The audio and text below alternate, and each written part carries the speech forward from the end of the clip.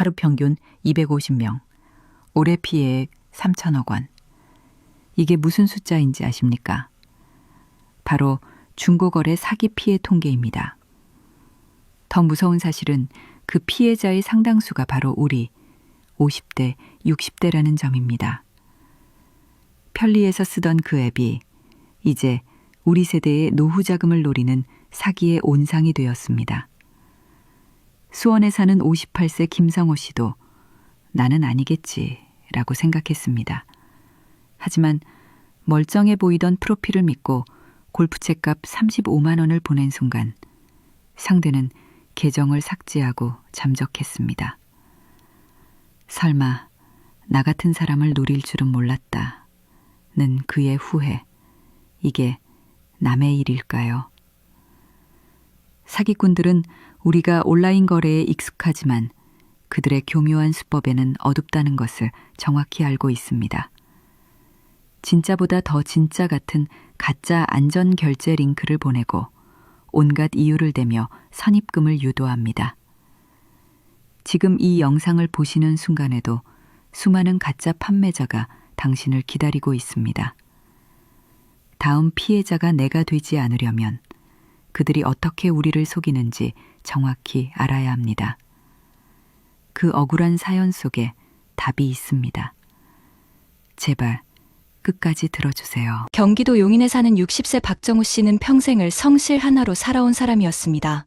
중소기업 부장으로 35년을 근무했고 정년퇴직 때 받은 퇴직금은 1억 4천만 원. 그 돈이면 아내와 함께 소박한 노후를 보낼 수 있을 거라 믿었습니다. 그의 하루는 단정했습니다. 아침이면 낡은 스마트폰으로 경제 뉴스 앱을 열고 요즘 주식이 많이 떨어졌네. 돈이 잠자면 안 되지. 그는 늘 이렇게 말하곤 했습니다. 하지만 현실은 냉정했습니다. 전세값은 오르고 생활비는 예전보다 훨씬 빠르게 나갔습니다. 아내 윤미 씨는 걱정스레 물었습니다. 여보, 퇴직금 조금씩 아껴 써도 괜찮을까? 그는 대수롭지 않게 웃으며 대답했습니다. 괜찮아. 필요 없는 물건들 정리해서 팔면 돼. 요즘 중고거래이라는 게 있더라. 그날 저녁, 박정우 씨는 낡은 스마트폰 화면을 손가락으로 더듬었습니다. 아들 대학 시절 쓰던 노트북, 오래된 골프채, 집 한켠에 쌓인 캠핑용품들. 이거 다 팔면 몇십만 원은 되겠네. 그의 눈빛엔 오랜만에 생활의 활기가 돌았습니다. 그렇게 시작한 중고거래는 처음엔 재미였습니다. 중고거래할 때 이모티콘 보내는 사람들 보면 다들 착하더라. 인사도 예쁘고. 그는 사람들의 말투에서 묘한 정을 느꼈습니다. 직장 동료도, 거래처도 사라진 퇴직 이후의 세상에서 박정우 씨에게 중고거래는 새로운 연결의 세계처럼 느껴졌습니다. 그는 이것도 시대의 흐름이야라며 자부심마저 느꼈습니다. 아내는 그가 스마트폰을 들고 웃는 모습을 보며 안심했습니다. 당신 요즘 얼굴이 밝아졌네. 그 말에 박정우 씨는 낡은 스마트폰을 흔들며 자랑했습니다. 이게 다 내 사업 도구야. 나도 요즘 MZ세대처럼 거래하잖아. 하지만 그 웃음은 오래가지 않았습니다. 3월 초 어느 날 아이패드 급처라는 게시글이 눈에 들어왔습니다. 새 제품인데 반값이라니 말도 안 되는 가격이었지만 판매자는 급전이 필요해서 싸게 판다는 사정을 덧붙였습니다. 프로필 사진은 단정했고 거래 후기를 눌러보니 그는 한치의 의심도 하지 않았습니다. 이거 진짜 괜찮은 물건 같아. 사서 나중에 팔아도 남겠네.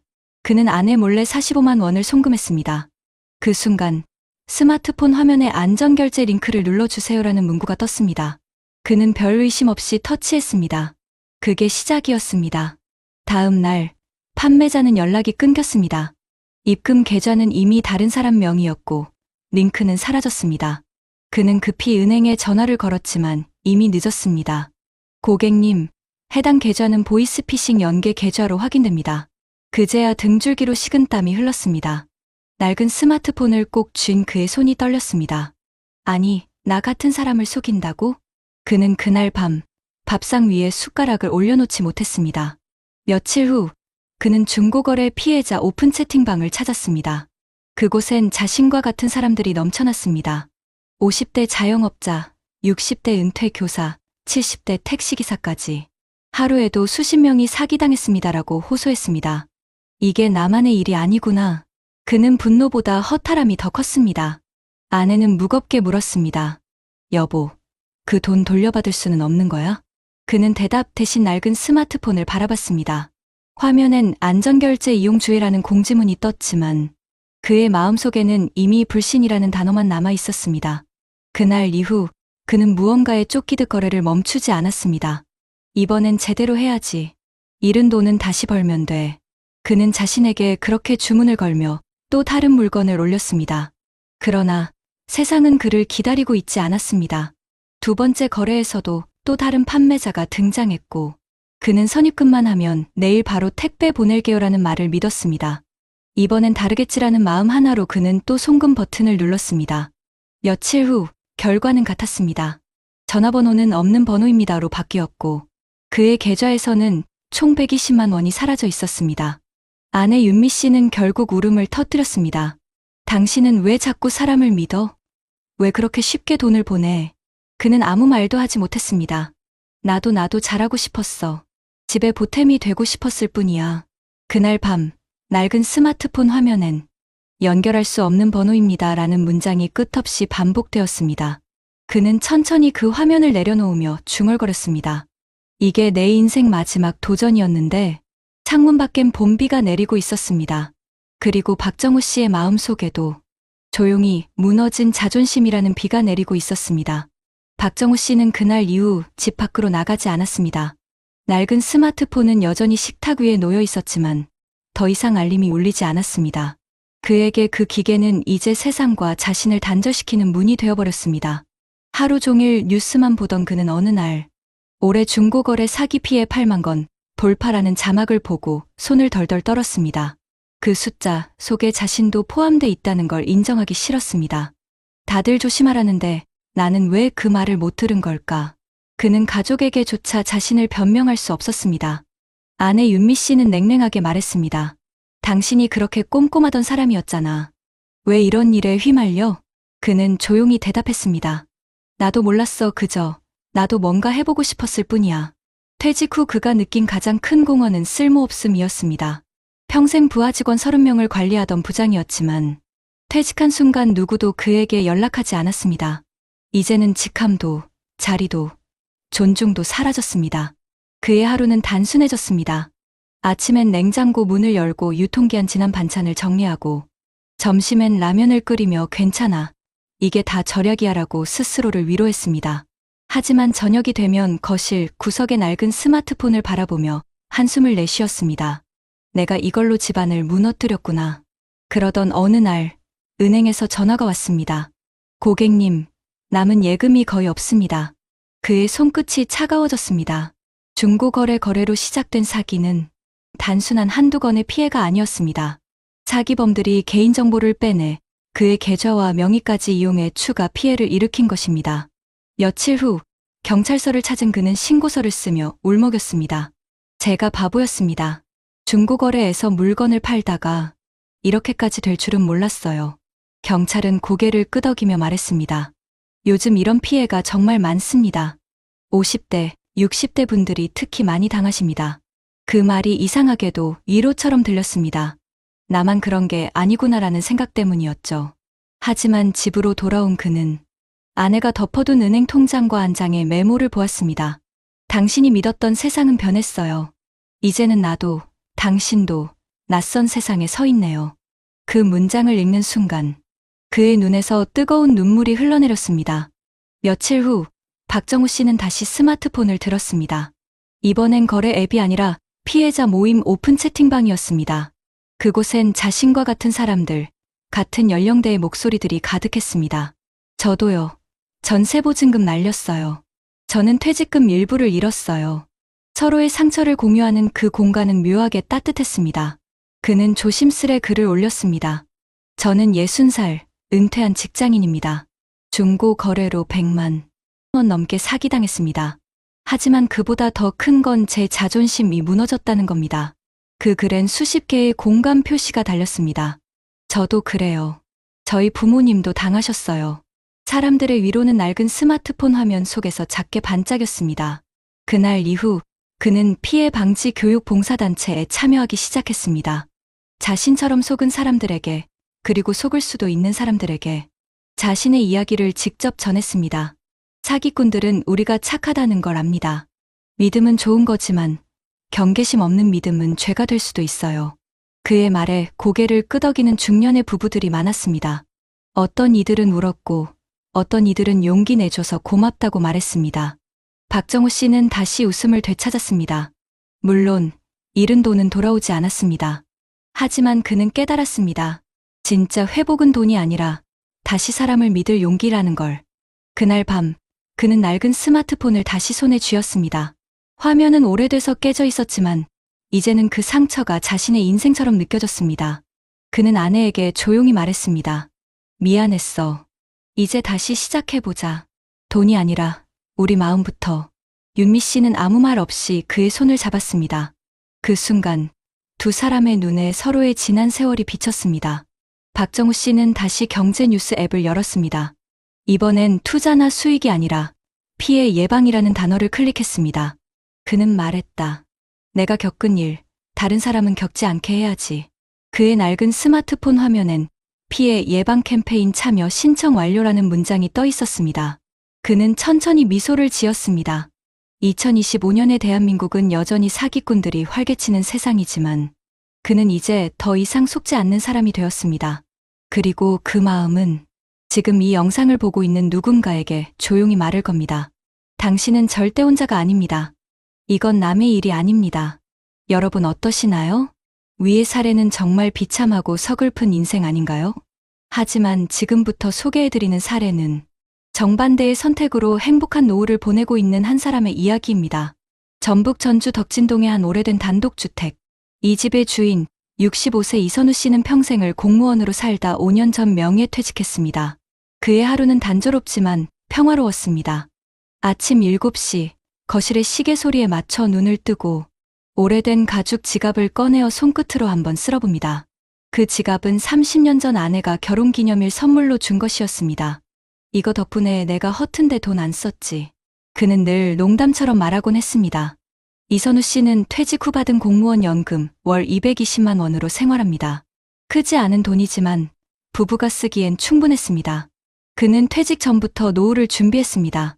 30대부터 매달 10만 원씩 적립식 연금저축을 들었고 50대 중반엔 지출을 줄여 의료비와 생활비를 따로 나눠 적립했습니다. 주변 동료들이 주식, 부동산, 코인에 뛰어들 때 그는 늘 조용히 미소 지었습니다. 난 내가 이해 못하는 일엔 돈 안 넣어. 그의 철칙이었습니다. 퇴직 후에도 그의 생활은 일정했습니다. 매달 15만 원은 아내와 함께 봉사 모임에 쓰고 10만 원은 지역 도서관 기부금으로 냈습니다. 가끔은 손자에게 용돈을 주며 이렇게 말하곤 했습니다. 할아버지는 돈을 써야 할 때 쓸 줄 알아서 늘 마음이 편하단다. 그의 지갑에는 언제나 10,000원짜리 몇 장과 손으로 쓴 메모 한 장이 들어 있었습니다. 오늘 하루도 계획대로 조급하지 않게, 남의 돈에 흔들리지 않게. 그 문장을 볼 때마다 그는 마음이 안정되었습니다. 그에겐 돈보다 습관이 노후의 안전망이었습니다. 하지만 세상은 언제나 시험을 주기 마련이었습니다. 2024년 봄, 친구 박노식 씨가 찾아왔습니다. 같은 동사무소에서 일하던 동료였고 지금은 은퇴 후 카페를 운영하고 있었습니다. 야, 요즘 중고거래로 돈 버는 사람 많대. 너도 좀 해봐. 안 쓰는 물건 팔면 꽤 수입 된다더라. 그 말에 이선우 씨는 처음엔 웃어넘겼습니다. 난 뭐 팔 것도 없고 그런 거 귀찮아. 하지만 며칠 뒤 아내가 말했습니다. 당신 옷장에 안 입는 점퍼도 많잖아. 한번 올려봐요. 그날 밤 그는 낡은 스마트폰을 꺼내 오래된 가죽 점퍼 한 벌을 사진으로 찍어 올렸습니다. 제목은 30년 된 추억의 점퍼, 필요한 분께 드려요. 다음 날 금세 메시지가 도착했습니다. 할아버님, 이거 제가 사겠습니다. 안전결제로 가능할까요? 그는 순간 머릿속에서 경고음이 울렸습니다. 몇 달 전 뉴스를 통해 봤던 가짜 안전결제 링크로 60대 피해 속출이라는 자막이 스쳐갔습니다. 그는 바로 아내에게 물었습니다. 여보, 이거 괜찮은 거래 같아? 아내는 단호히 고개를 저었습니다. 요즘 그런 링크 조심하라잖아요. 그냥 직접 만나서 팔아요. 다음 날 그는 약속 장소로 나갔습니다. 젊은 남성이 기다리고 있었습니다. 서로 인사를 나누고 그는 조심스럽게 돈을 받았습니다. 그 거래는 순조로웠습니다. 하지만 집에 돌아오는 길, 그는 문득 자신이 운이 좋아서 살아남은 게 아니라 준비가 되어 있었기 때문에 속지 않았다는 걸 깨달았습니다. 그는 뉴스에서 봤던 8만 건 넘는 중고거래 사기 피해자들의 얼굴을 떠올렸습니다. 나도 예전 같았으면 그 중 한 명이 됐겠지. 그날 저녁, 그는 낡은 지갑에서 메모를 꺼내 다시 썼습니다. 편리함은 경계심을 이길 수 없다. 그 문장을 천천히 접어 지갑 안쪽에 넣었습니다. 아내는 그런 글을 바라보며 웃었습니다. 당신은 참 별나지만 그래서 좋아요. 괜히 사기당해서 속상해하는 사람들 보면 안타깝잖아요. 그는 고개를 끄덕였습니다. 그래, 우리가 지켜야 할 건 돈보다 평안이야. 그날 밤, 창밖엔 봄비가 내렸습니다. 그리고 이선우 씨의 오래된 지갑 안은 지혜의 씨앗 하나가 고요히 심겨졌습니다. 이선우 씨는 자신만의 방식으로 세상의 속도를 이겨내고 있었습니다. 그에게 안전한 노후란 거창한 재테크가 아니라 지식을 미리 알고 조급하지 않은 마음을 지키는 것이었습니다. 하지만 그의 평온한 일상에도 또 다른 도전이 다가오고 있었습니다. 그는 곧 친구의 부탁으로 한 가지 중요한 결정을 내리게 됩니다. 2025년 여름, 이선우 씨는 다시 한번 선택의 기로에 섰습니다. 퇴직 동기 박무식 씨가 전화를 걸어왔습니다. 선우야, 이번엔 진짜 괜찮은 투자야. 내가 직접 확인했어. 친구가 중고 거래로 매입한 전자제품 재판매로 돈을 벌었다니까. 이선우 씨는 말없이 그의 말을 들었습니다. 박 씨는 계속 덧붙였습니다. 처음엔 100만 원만 넣어봐. 일주일이면 130만 원 돼. 요즘 연금 이자보다 훨씬 낫잖아. 이선우 씨는 천천히 숨을 내쉬었습니다. 노 씨가 내가 나쁘단 건 아니지만 난 내 돈이 한 번에 불어나는 건 믿지 않아. 세상에 쉬운 돈은 없더라. 박 씨는 답답한 듯 소리를 높였습니다. 그렇게 보수적이라니까 평생 돈 못 모으는 거야. 요즘 다 이걸로 벌어. 통화가 끊기고 난 뒤 이선우 씨는 창문 밖을 바라보며 오랜 침묵에 잠겼습니다. 그의 손엔 오래된 가죽 지갑이 들려 있었습니다. 마치 그 지갑이 말하는 듯 했습니다. 너답게 천천히 가라. 그는 잠시 후 거실로 나와 아내에게 말했습니다. 여보, 나 그냥 지금처럼 살래. 돈은 모자라도 마음이 불안한 건 싫어. 아내는 조용히 미소 지었습니다. 그게 정답이에요. 우리가 여태 잘 버텼잖아요. 그날 밤, 그는 일기장에 한 줄을 썼습니다. 돈을 불리려다 인생을 잃는 사람은 많지만 인생을 지키려다 돈을 잃는 사람은 없다. 그 후 이선우 씨는 정보에 눈을 돌리기 시작했습니다. 중고거래, 사기 피해가 늘고 있다는 뉴스를 꼼꼼히 읽었고 경찰청이 만든 사이버캅 앱을 설치했습니다. 그는 동네 경로당에서 스마트폰 교육을 맡아 이 링크는 절대 누르시면 안 돼요라고 어르신들에게 알려주었습니다. 누군가가 물었습니다. 선우 형님, 그게 뭐 그렇게 중요해요? 그냥 안 쓰면 되잖아요.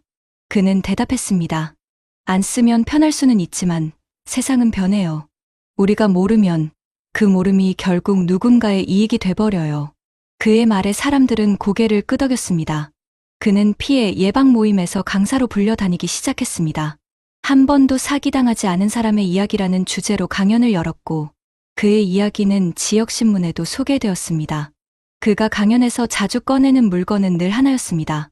바로 그 오래된 가죽 지갑이었습니다. 그는 지갑을 들어 보이며 말했습니다. 이 지갑이 낡은 이유는 오래 써서가 아닙니다.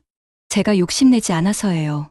돈이 들고 나가는 길을 내가 통제할 수 있을 때 비로소 마음이 편안해집니다. 그는 60대와 70대 청중 앞에서 천천히 말을 이었습니다. 요즘 중고 거래에서 다 좋은 세상입니다. 문제는 플랫폼이 아니라 사람의 마음이에요. 이건 기회야라는 생각이 드는 순간 그게 바로 위험의 시작입니다. 사람들은 박수를 보냈습니다. 그는 여전히 소박하게 살았지만 주변 사람들은 그를 지혜로운 은퇴자라고 불렀습니다. 2025년 가을, 이선우 씨는 손자 유치원 운동회에 갔습니다. 손자의 손을 잡고 운동장에 앉은 그는 문득 생각했습니다. 이렇게 마음이 평온한 게 바로 성공이구나. 그날 저녁, 가족들과 식탁에 둘러앉은 그는 오랜만에 이야기를 꺼냈습니다. 내 친구 노식이는 결국 그 투자로 큰 돈을 잃었대. 아내는 놀란 표정으로 물었습니다. 그렇게 조심하라 했는데 결국 그렇게 됐군요. 그는 고개를 끄덕였습니다. 그래서 더 확신이 들었어. 우린 돈을 버는 게 아니라 지키는 법을 배워야 한다는 걸. 식탁 위에는 두 사람의 오래된 가죽 지갑이 나란히 놓여 있었습니다. 아내는 그 지갑을 가만히 열더니 한 장의 메모를 꺼내 그에게 건넸습니다. 당신 덕분에 나는 단 한 번도 불안하지 않았어요. 그는 미소를 지으며 말했다.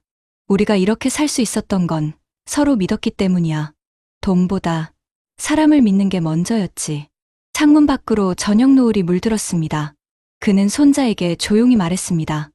유진아, 돈은 물건이 아니라 마음이야. 잘 쓰는 게 버는 거야.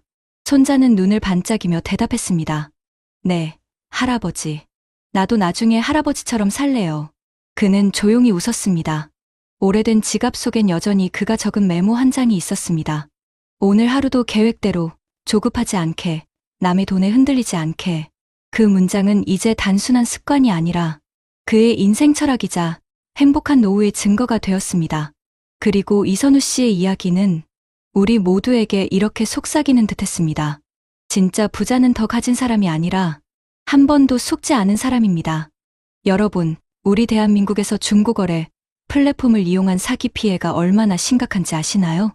먼저 국내 통계를 보면 2023년 한 해 동안 개인 간 중고거래 사기 관련 접수 건수가 약 31만 건, 피해 금액이 약 2,500억 원에 달했다는 보도가 있습니다. 또한 경찰청이 집계한 자료에 따르면 2024년 직거래 관련 사이버 사기 발생 건수가 약 10만 건으로 나타났으며 이 중 상당수가 개인 간 거래, 범주에 해당한다고 합니다. 더욱이 2025년 상반기까지 조사된 민원 빅데이터 중 중고거래 플랫폼 이용 관련 민원이 지난 3년간 1만 건이 넘는 것으로 집계되었고 2024년 10월 한 달에만 400건 이상의 신고가 접수되었다는 통계도 나왔습니다. 이러한 수치들은 단순히 불안하다는 느낌을 넘어 우리 중년 세대가 직접적인 위협에 노출되어 있다는 사실을 보여줍니다. 국내 연구에서도 중고거래 플랫폼의 위험 요소들이 구체적으로 분석되고 있습니다. 한국형사법 무정책연구원이 발표한 한 보고서에 따르면 최근 2년간 개인 간 중고거래 이용자 중 분쟁을 경험한 비율이 약 10%, 범죄 피해를 경험한 비율이 약 7%에 달하는 것으로 나타났습니다. 특히 이 연구에서는 피해 경험이 있는 사람일수록 거래 횟수가 많고 비대면 거래를 선호하며 안전결제 시스템을 이용하지 않는 경향이 있다는 점이 지적되었습니다. 즉 거래 경험이 많아질수록 혹은 거래 방식이 비대면 위주일수록 그리고 안전결제 시스템을 거르거나 의심하는 태도를 갖고 있을수록 사기 피해 위험이 커진다는 의미입니다.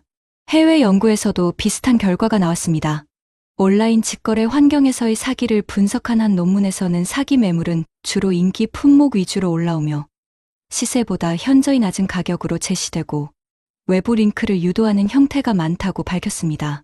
즉, 좋은 물건이 싸게 나왔다는 유혹과 안전결제를 가장한 링크 클릭이 사기의 대표적인 조합이라는 것입니다. 이 논문에서는 또 사기 피해자 집단이 직접 대면 거래보다는 메신저를 통한 비대면 거래를 선호하는 특징을 보였다고 분석했습니다. 결국 물건을 직접 보고 거래하는 방식이 훨씬 안전하다는 결론입니다. 한편 시장 규모 자체가 폭발적으로 확대되고 있다는 점도 주목할 만합니다. 국내 스마트폰 사용자 중 약 2천만 명 이상이 중고상품 거래 앱을 사용하고 있으며 이는 전체 인구의 40% 이상이 중고거래를 하고 있다는 뜻입니다.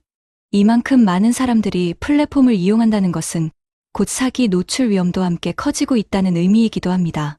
그렇다면 왜 이처럼 많은 사람들이 이용하고 있음에도 불구하고 피해는 줄지 않고 오히려 늘어나고 있을까요? 전문가들은 그 원인을 정보의 비대칭 구조에서 찾습니다. 중고거래 플랫폼에서는 판매자와 구매자 간 정보의 차이가 크고 서로의 신뢰가 충분히 확보되지 않은 상태에서 거래가 이루어지기 때문에 사기 위험이 높습니다. 또한 소비자보호원과 관련 기관에서 조사한 결과 결제 관련 사기가 중고거래 소비자 불만의 주요 유형으로 나타났으며 가짜 안전결제와 플랫폼 외 결제 유도가 대표적인 피해 유형으로 지목되었습니다. 이와 더불어 중고거래 플랫폼의 급격한 성장에 비해 관련 법과 규제는 여전히 느리게 따라가고 있습니다. 피해 신고가 매년 늘어나고 있지만 플랫폼 운영사와 정부의 대응은 여전히 미흡하다는 지적이 많습니다. 이러한 구조 속에서 피해자들은 개인이 직접 피해를 입증해야 하는 어려움에 놓이게 됩니다. 또 다른 분석에서는 대면 거래를 선호할수록 피해율이 현저히 낮다는 결과도 나왔습니다. 직접 만나서 물건을 확인하고 거래를 마무리한 사람들의 피해율이 현저히 낮았다는 것입니다.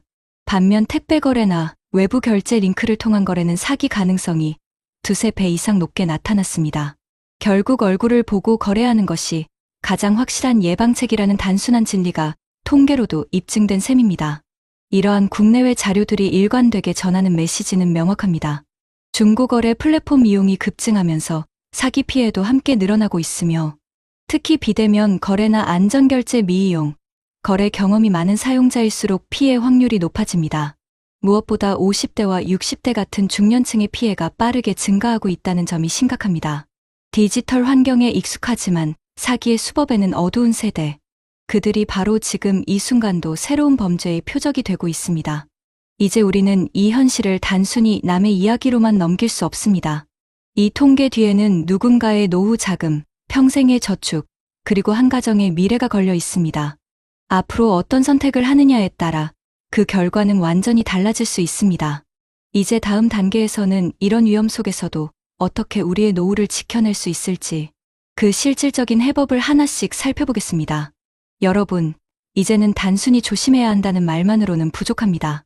실제로 대한민국 정부와 지자체들도 빠르게 늘어나는 중고거래, 사기 피해에 대응하기 위해 다양한 정책과 제도를 시행하고 있습니다.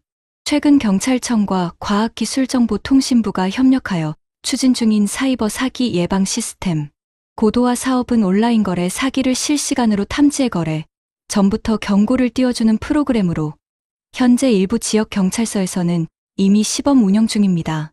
특히 서울시에서는 2025년부터 안심거래 플랫폼 인증제를 도입해 일정 기준을 충족한 플랫폼에만 서울시 인증마크를 부여함으로써 시민들이 보다 신뢰할 수 있는 거래 환경을 만들고 있습니다. 부산광역시는 경찰청 사이버안전국과 연계하여 사이버캅 자동조회 서비스를 제공 중인데, 중고거래에서 상대방의 계좌번호나 전화번호를 입력하면 즉시 사기 이력 여부를 알려주는 기능입니다. 실제로 이 서비스를 활용한 시민들의 사기 피해율이 시행 전보다 약 40% 줄었다는 조사 결과도 나왔습니다. 경기도 역시 디지털 금융사기 예방 교육 프로그램을 50대 이상 시민 대상으로 무료 운영하며 스마트폰 사용이 익숙하지 않은 중년층을 위한 스마트폰 보안 실습 교육을 실시하고 있습니다. 이런 교육은 단순한 정보 전달이 아니라 실제 사기 사례를 시뮬레이션 방식으로 체험하게 해 링크를 눌렀을 때 어떤 일이 벌어지는지를 몸소 경험할 수 있도록 설계되어 있습니다. 전문가들은 이러한 제도와 교육의 효과가 단기적인 예방을 넘어서 디지털 신뢰 문화를 만드는 출발점이 될 것이라고 말합니다. 실제로 국내 소비자 보호 전문가들은 피해가 발생한 후 대응하는 구조에서 벗어나 거래 전 단계에서 정보를 확인하고 차단할 수 있는 기술적 예방 장치가 필요하다고 강조합니다. 이를 위해 정부는 금융사기 방지 통합 데이터 플랫폼을 확대 운영하며 각 기관에서 보유한 사기 정보 데이터를 실시간으로 공유하고 있습니다. 예를 들어 경찰청 금융감독원 소비자원 간의 사기 계좌 전화번호 IP 주소 등을 즉시 연동해 피해자가 신고하면 바로 모든 기관에 자동으로 전파되는 시스템이죠. 과거에는 피해자가 일일이 각 기관에 신고해야 했지만 현재는 한 번의 신고로 전국 단위 대응이 가능한 구조로 바뀌었습니다. 지자체들도 지역 특성에 맞는 정책을 내놓고 있습니다. 대전광역시는 최근 안심 직거래 존을 확대 설치했습니다. 관할 구청과 경찰서 앞, 지하철역 주변, 공원 입구 등 시민들이 자주 오가는 곳에 CCTV와 비상벨, 경찰 연계 통신망이 구축된 거래, 전용 구역을 마련해 시민들이 안전하게 대면 거래를 할 수 있도록 지원하고 있습니다. 광주광역시 북구청은 주민센터를 통해 디지털 사기 예방 상담 창구를 운영하고 일정 기간마다 중년층 대상 무료 법률 상담을 제공합니다. 이 창구에서는 사기 피해자가 단순히 신고만 하는 것이 아니라 피해 구제 절차와 계좌 동결 요청 방법까지 안내받을 수 있습니다. 실제로 2024년 한 해 동안 이 제도를 통해 피해금 환급이 이뤄진 사례가 200건이 넘었다고 합니다. 또한 정부는 온라인 플랫폼 사업자들에게 거래, 정보 투명성 보고를 의무화하고 있습니다. 2025년부터 시행되는 온라인 플랫폼 공정화법 개정안에는 중고거래 플랫폼도 포함되어 판매자 신원 인증 강화, 거래 기록 보존, 이용자 보호 시스템 의무화가 명시되었습니다. 즉, 플랫폼이 단순 중개자가 아닌 책임 있는 사업자로서 역할을 해야 하는 방향으로 제도가 바뀌고 있는 것입니다. 전문가들은 이러한 변화가 거래의 신뢰도를 높이는데 결정적인 전환점이 될 것이라고 분석합니다. 이와 함께 해외에서는 우리보다 한 발 앞선 제도들이 이미 시행되고 있습니다. 일본의 경우 디지털 소비생활법을 통해 온라인 거래에서 발생하는 모든 사기 피해를 정부 산하 기관인 국민생활센터가 일괄 접수하고 필요시 플랫폼 사업자에게 즉시 정보 제공을 요구할 수 있는 법적 권한을 부여했습니다.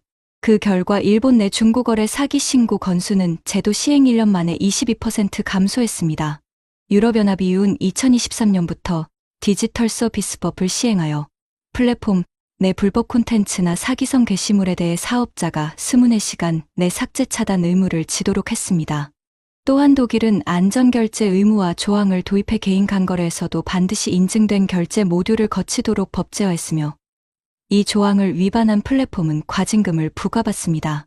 이런 제도들은 편리함보다 안전이 우선이라는 명확한 기준을 사회 전반에 심어주고 있습니다. 전문가들은 우리나라 역시 이러한 해외 사례에서 배울 점이 많다고 말합니다.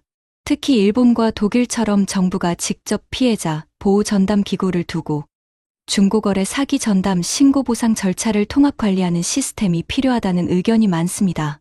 또한 중년층과 고령층의 디지털 취약성을 감안해 금융사기뿐 아니라 중고거래 사기까지 포함한 디지털 소비자 보호법 제정이 필요하다는 목소리도 커지고 있습니다.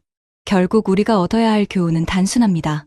정부의 제도, 지자체의 지원, 그리고 개인의 주의가 함께 작동할 때 비로소 사기는 줄어든다는 것입니다. 기술은 빠르게 발전하지만 사기 수법은 그보다 더 빠릅니다. 그러나 우리의 인식이 달라지고 제도가 현실에 발맞추기 시작한다면 더 이상 당했어요라는 말 대신 이젠 속지 않았어요라는 말이 들리는 세상이 될 겁니다. 그리고 여러분이 지금 이 영상을 보고 있다면 이미 그 변화의 첫걸음을 내디딘 겁니다. 이제는 누가 뭐래도 지혜로운 거래가 곧 지켜낸 노후라는 사실을 기억하세요. 하나는 세상을 믿다 무너졌고 하나는 세상을 의심하다 평안을 얻었다. 하나는 손끝의 클릭으로 전 재산을 잃었고 하나는 손끝의 멈춤으로 삶의 여유를 지켰다.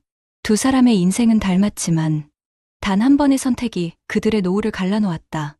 욕심을 붙잡은 손은 비었고 지혜를 잡은 손엔 사랑이 남았다. 그리고 우리는 그 두 손 사이에서 오늘도 묻는다. 나는 어떤 손으로 내 노후를 잡고 있을까? 여러분, 오늘 이야기의 두 주인공을 기억하시나요? 퇴직금으로 물건을 팔며 새 출발을 꿈꿨지만 가짜 결제창 하나에 인생이 무너진 박정우 씨, 그리고 같은 세대였지만 작은 지갑 하나로 평온을 지켜낸 이선우 씨. 두 사람의 차이는 단지 돈이 아니라 준비된 마음과 조급한 마음의 차이였습니다. 박정우 씨의 낡은 스마트폰엔 끝없이 울리던 거래, 알림과 사기꾼의 흔적이 남았고 이선우 씨의 오래된 지갑엔 조급하지 않게, 남의 돈에 흔들리지 않게 그 한 줄의 문장이 남았습니다. 이 두 사람의 이야기는 지금 우리 세대에게 묵직한 질문을 던집니다. 내가 가진 돈이 내 삶을 지켜주는가? 아니면 내 삶을 흔들고 있는가? 은퇴 이후의 삶은 누구에게나 낯섭니다. 오랜 직함을 내려놓고 내 이름 석자로만 살아야 하는 시간. 그 공허함 속에서 우리는 종종 무언가를 해야 한다는 불안에 쫓깁니다. 하지만 진짜 노후의 시작은 새로운 도전이 아니라 멈춤의 지혜에서 시작됩니다. 욕심은 언제나 달콤한 말로 속삭입니다. 이건 기회야. 이건 마지막 찬스야. 하지만 지혜는 조용히 말합니다. 이건 유혹이야. 아직 늦지 않았어. 어떤 목소리를 듣느냐에 따라 당신의 노후는 전혀 다른 얼굴이 됩니다. 박정우 씨가 잃은 것은 돈이 아니라 자존심이었고 이선우 씨가 지킨 것은 돈보다 마음의 평화였습니다. 그리고 이 두 사람의 선택은 지금 이 영상을 보고 있는 우리의 내일이 될 수도 있습니다. 여러분, 노후를 잘 산다는 건 큰 돈을 버는 게 아니라 작은 실수를 막는 것입니다. 지식을 쌓고 소식을 듣고 조심하는 그 마음 하나가 평생의 퇴직금을 지키는 방패가 됩니다. 정부의 정책이, 지자체의 도움과 제도가 조금씩 우리를 도와주겠지만 가장 확실한 보호막은 결국 내 스스로의 경계심과 선택입니다. 혹시 요즘 불안하신가요?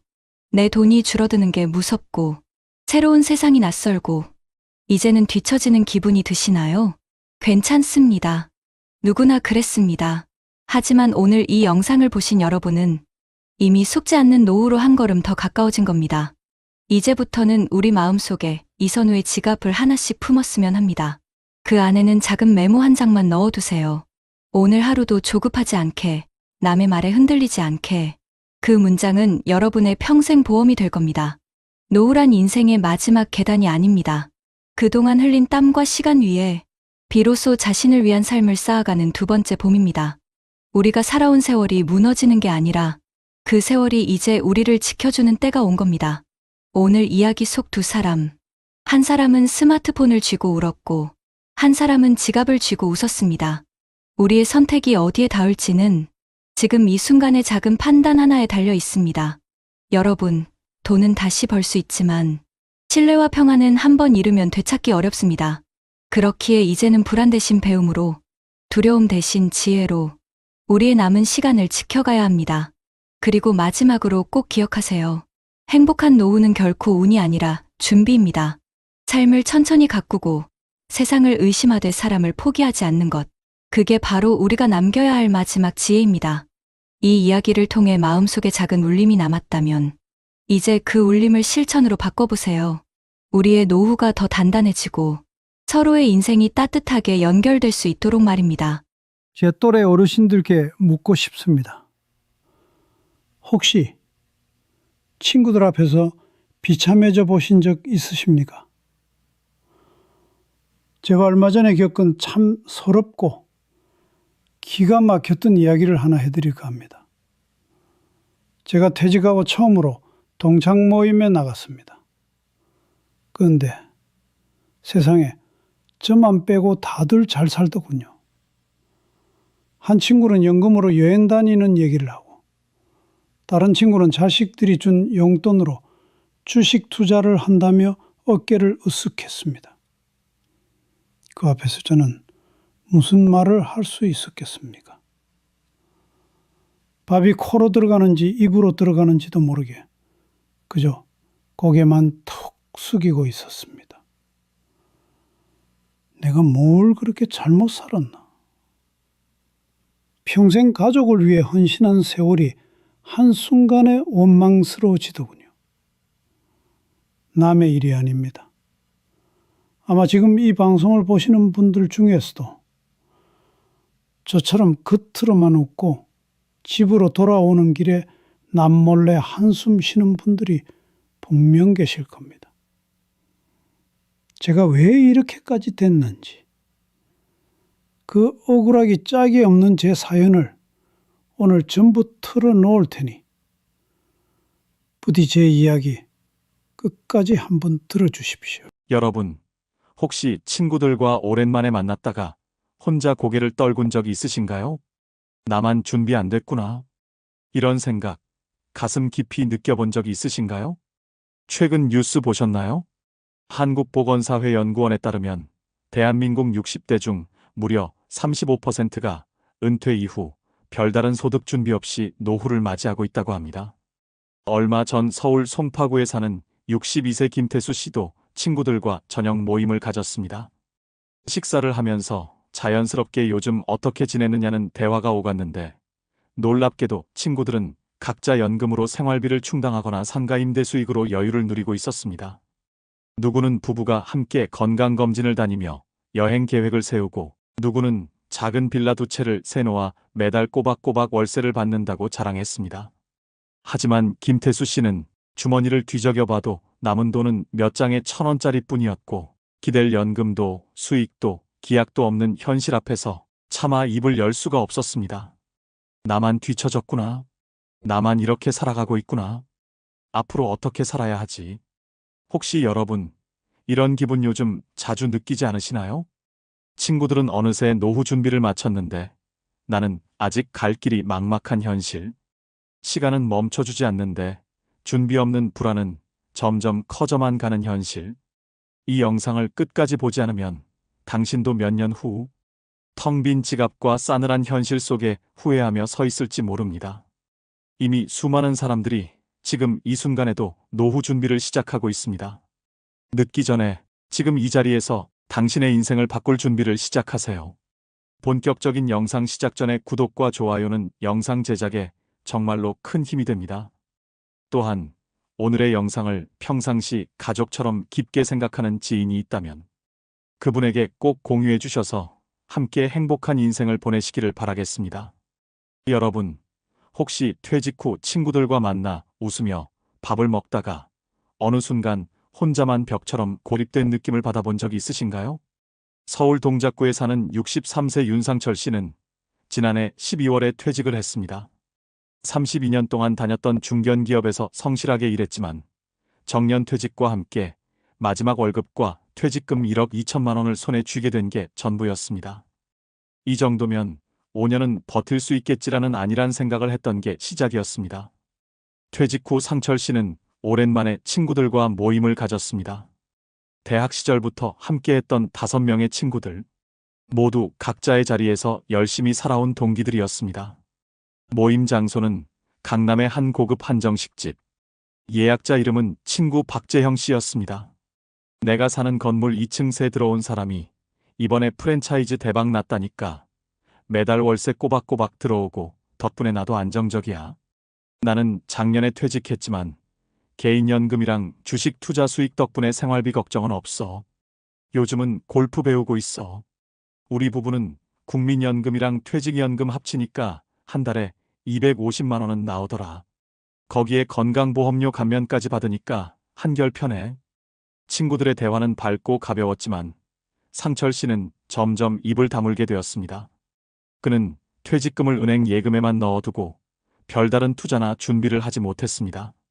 자식들 결혼자금 지원에 5천만 원을 쓰고 나니 남은 돈은 7천만 원.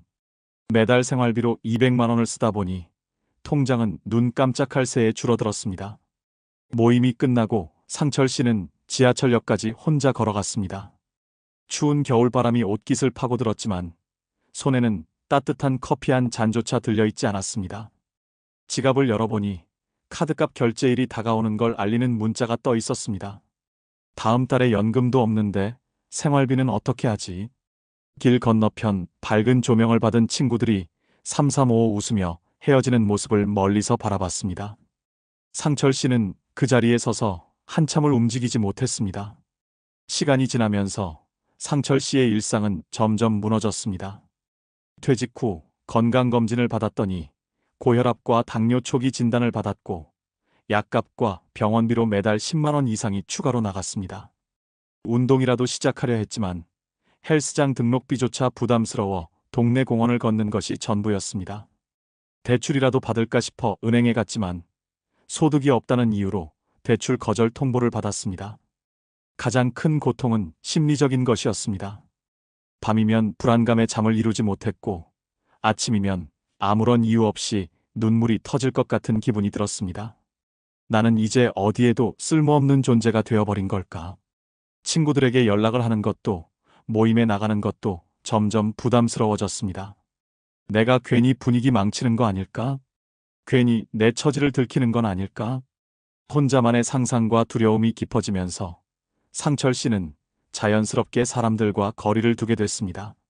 생활비를 줄이기 위해 휴대폰 요금제를 최저가로 바꾸고 전기세를 아끼려고 겨울에도 전기장판 하나로 버텼습니다. 점심은 편의점 삼각김밥이나 컵라면으로 때웠고 저녁은 집에서 김치찌개에 밥 한 공기로 때우는 날이 대부분이었습니다. 과거에는 월급날이면 동네 맛집을 찾아가 가족들과 외식을 하곤 했지만 이제는 그런 사치도 잊어버린 지 오래였습니다.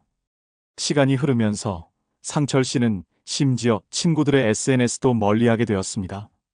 누구는 가족여행 갔다. 누구는 골프장에서 하루 종일 운동했다. 누구는 취미생활로 사진전을 열었다. 그런 글과 사진들을 볼 때마다 자신의 초라한 현실이 더욱 뼈아프게 다가왔습니다.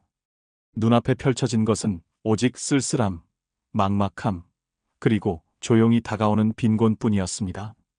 2025년 대한민국 물가는 오르고 기본 생활비는 1인당 월 180만 원 이상이 필요한 시대, 국민연금만으로는 턱없이 부족하고 은퇴 후 별다른 소득이 없는 상철 씨 같은 사람들은 숨 쉬는 것조차 고통스러운 삶을 견디고 있었습니다. 정부가 노후 일자리를 마련한다고는 하지만 상철 씨에게 돌아오는 건 단기 계약직 공고 몇 줄 뿐이었습니다. 나이 제한 60세 미만, 건강 이상 무필수. 현실은 그렇게 냉혹했습니다. 어느 날 상철 씨는 반지하 월세방을 알아보다가 멈춰섰습니다. 내가 이렇게 살아야 하나. 깨달음은 너무 늦게 찾아왔습니다. 퇴직하면 쉬고 여행도 다니고 인생을 즐길 줄 알았는데 그는 이제 매달 얼마 남지 않은 통장 잔고를 붙잡고 하루하루를 살아가야 했습니다. 여러분, 혹시 이 이야기가 먼 나라 이야기처럼 들리시나요? 지금 우리 주변에서는 수많은 상철 씨들이 조용히 그리고 힘겹게 삶과 싸우고 있습니다. 어떠신가요? 아직도 위의 사례가 본인과는 절대로 상관없다고 생각하시나요? 그렇다면 한 가지 사례를 더 소개해드리겠습니다. 혹시 여러분, 노후는 고생 끝에 찾아오는 평온한 시간일 거라고 믿어본 적이 있으신가요? 경기도 부천시에 사는 65세 이춘복 씨는 젊은 시절부터 노력하면 노후는 편해질 것이라는 믿음으로 살아왔습니다. 대학 진학 대신 바로 직장에 들어가 건설 현장과 공장을 오가며 40년 가까이 몸을 갈아 넣었습니다. 30대 중반에는 작은 아파트 한 채를 마련했고 50대 초반에는 아이 둘을 대학까지 보냈습니다. 모든 게 순조로워 보였던 인생. 그러나 퇴직 후 현실은 상상과 너무 달랐습니다. 62세에 정년 퇴직을 하던 해 춘복 씨 손에는 퇴직금 8천만 원이 들어왔습니다. 그런데 그 돈은 얼마 가지 못했습니다. 큰딸 결혼 자금으로 3천만 원, 작은아들 사업 자금으로 2천만 원을 지원하고 나니 남은 돈은 3천만 원뿐이었습니다. 그나마도 매달 생활비, 공과금, 보험료를 내고 나면 1년도 채 버틸 수 없는 액수였습니다. 처음에는 어차피 국민연금이 있으니 괜찮겠지라고 생각했습니다. 하지만 막상 받아본 연금은 월 49만 원. 기초생활이 불가능한 수준이었습니다. 전세로 살던 집은 재건축으로 인해 계약 해지가 되었고 새로 구한 집은 보증금 500만 원에 월세 45만 원짜리 반지하 방이었습니다. 첫 겨울, 춘복 씨는 벽에 얼음처럼 서린 결로를 손으로 닦아내며 살았습니다. 곰팡이 냄새가 코를 찔렀지만 고칠 수 없었습니다. 관리인에게 항의해봐야 싼 값에 방 얻었으면 감수해야지라는 대답이 돌아왔을 뿐이었습니다. 낮에는 근처 마트에서 카트 정리 아르바이트를 했습니다. 하루 8시간 동안 무거운 카트를 밀어 정리하는 일당은 고작 6만 원. 하지만 나이 많은 알바생에게는 그마저도 쉬운 일이 아니었습니다. 한겨울에 손가락이 얼어붙을 때까지 바깥에서 일하다가 결국 허리 디스크가 악화되어 병원에 실려갔습니다. 입원비는 180만 원. 국민건강보험 덕에 일부는 지원받았지만 남은 금액은 결국 카드론 대출로 막아야 했습니다. 3개월 동안 알바를 쉴 수밖에 없었고 그동안 쌓인 월세, 카드가, 보험료는 눈덩이처럼 불어났습니다. 생활은 무너졌고 자존심도 함께 무너졌습니다. 가장 힘들었던 건 두 아이에게조차 손을 벌릴 수 없다는 현실이었습니다. 결혼한 딸은 어린 자녀 양육비에 허덕였고 아들은 사업 실패 후 재기를 꿈꾸며 오히려 부모에게 경제적 지원을 요청해오는 상황이었습니다. 춘복 씨는 결국 연락을 끊다시피 했습니다. 내가 살기도 힘든데 애들한테 짐이 되긴 싫었다고 그는 조용히 중얼거렸습니다. 2025년 한국 사회는 퇴직자들의 현실을 외면하고 있었습니다. 노인 빈곤율은 여전히 OECD 국가 중 1위, 평균 기대 수명은 늘어났지만 경제적 수명은 점점 짧아지는 사회. 춘복 씨는 그 냉정한 현실 속에서 하루하루를 버티고 있었습니다. 봄이 왔지만 그의 집 창문 밖으로는 햇살 대신 곰팡이 핀 벽이 보였습니다. 한 끼 식사는 편의점 할인 도시락 혹은 반찬 없는 즉석밥이 전부였습니다. 건강도, 인간관계도, 미래에 대한 희망도 서서히 사라졌습니다. 가끔 버스 정류장에서 젊은 부부들이 아이를 데리고 여행을 떠나는 모습을 보면 춘복 씨는 눈을 돌렸습니다. 내 인생은 언제 이렇게 됐을까? 질문은 있었지만 답은 없었습니다. 춘복 씨는 어느 날 작은 다이어리를 꺼내 숫자를 적기 시작했습니다. 월세 45만 원, 식비 25만 원, 통신비 3만 원, 약값 5만 원, 교통비 2만 원. 기본 생활비만 매달 80만 원이 필요했지만 월 국민연금 49만 원으로는 감당할 수 없는 금액이었습니다.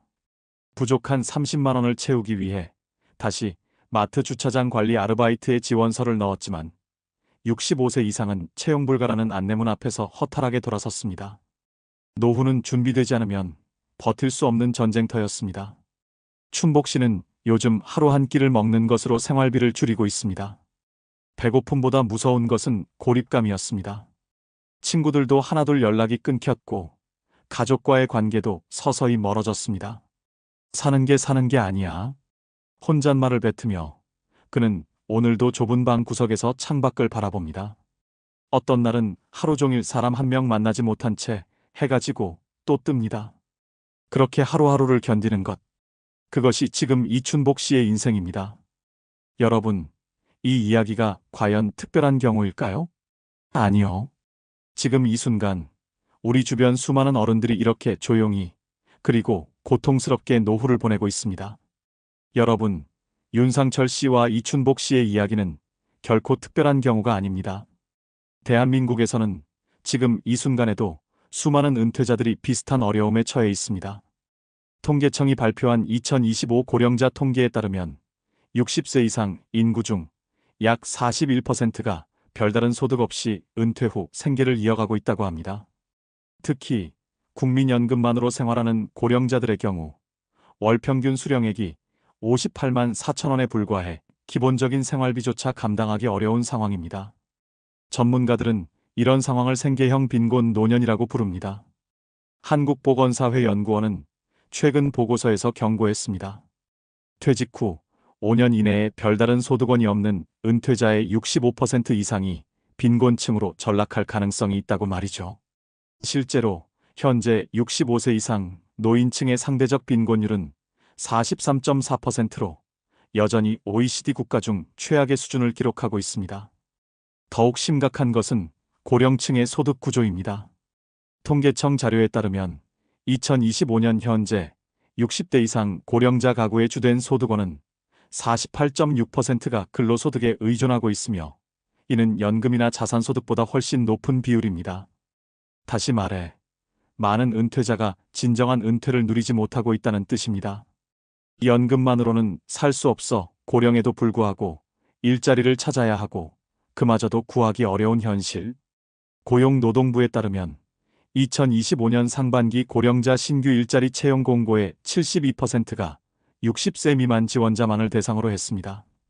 60대 중반을 넘긴 은퇴자들은 일하고 싶어도 일할 자리가 사라진 셈입니다.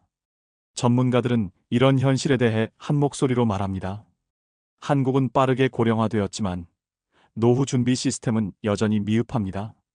개인연금 가입률은 2025년 현재 30% 초반에 머물고 있으며 그나마도 지속 납입률은 절반도 되지 않습니다. 대다수 은퇴자들은 여전히 국민연금 하나에 의존하고 있지만 국민연금만으로는 은퇴 생활을 유지할 수 없습니다. 특히 2025년 들어 물가가 급격히 오르면서 고령층 생활비 부담은 더욱 커졌습니다. 경영연구소 보고서에 따르면 1인 고령 가구가 최소한의 생활을 위해 필요한 월 평균 지출액은 187만 원으로 나타났습니다. 그러나 앞서 언급한 국민연금 수령액과 비교하면 매달 약 130만 원 이상의 부족분이 발생하는 것입니다. 이 현실을 두고 한상진 연구원은 이렇게 조언합니다. 은퇴자는 최소 3가지 이상의 소득원을 확보해야 합니다. 국민연금, 개인연금, 그리고 임대 수익이나 소규모 근로소득을 병행하는 방식이 필수적입니다. 하지만 당장 준비가 되어 있지 않은 이들에게는 이 말조차 사치로 들릴 수 있습니다. 결국 준비되지 않은 은퇴는 빈곤, 고립, 건강 악화라는 삼중고를 불러오는 구조적 문제로 이어지고 있습니다. 그리고 이 구조 안에서 윤상철 씨와 이춘복 씨처럼 힘겹게 하루하루를 버티는 사람들이 늘어나고 있습니다. 여러분, 이 모든 숫자와 전문가의 경고는 단순한 정보가 아닙니다. 지금 우리가 살아가고 있는 대한민국의 그리고 우리 자신의 미래를 가리키는 현실입니다. 여러분, 그렇다면 이런 현실을 바꾸기 위해 우리는 무엇을 할 수 있을까요?